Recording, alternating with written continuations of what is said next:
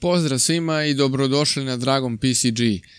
Danas ću vam predstaviti jednu od najpristupačnijih mehaničkih tastatura na tržištu. U pitanju je Red Dragon Kumara K552.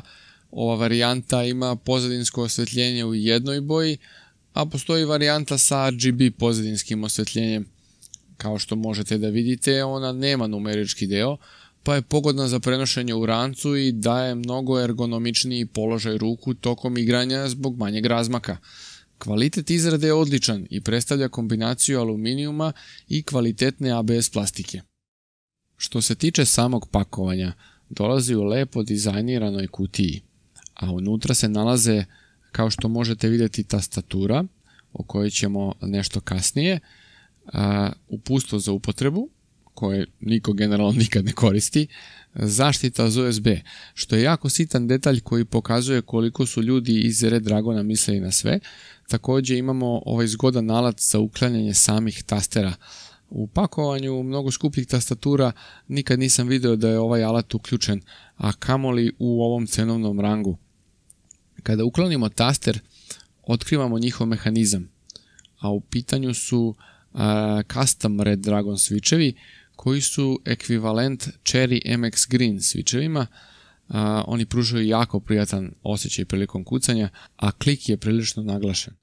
Što se tiče samog kabla, njegova dužina je 2 metra, što je sasvim dovoljno i za najzahtevnije korisnike, a na samom kraju kabla nalazi se gold plated USB, što znači da dobijate mnogo bolji kvalitet USB-a i bržu reakciju tastera. Na pozadini tastature nalaze se gumirane nožice koje sprečavaju klizanje, a par bliži kablu ima mogućnost podizanja kako biste postavili tastaturu pod određenim uglom. Ove rupe koje vidite na donjem delu tastature nisu fabrička greška, već služe ukoliko prospete nešto po tastaturi kako bi iz nje istekla sva tečnost. Red Dragon inače tvrdi kako je tastatura otporna na polivanje, a ja ću im verovati na reč. Pozadinsko osvetljenje rešeno je na elegantan način preko FN tastera. Osvetljenje se pali i gasi preko scroll lock tastera, gdje dobijamo po meni ovu predivnu crvenu boju. Home taster daje efekat takozvanog disanja, a preko plus i minus tastera možete kontrolisati brzinu.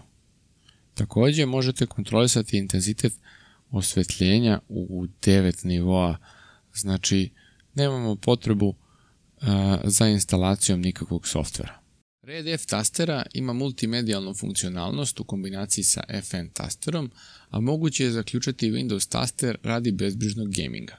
Sve u svemu, zaista mi se sviđa Red Dragon Kumara tastatura. Osjećaj pri kucanju i gamingu je stvarno zadovoljavajući i često mi izmami osmeh na licu.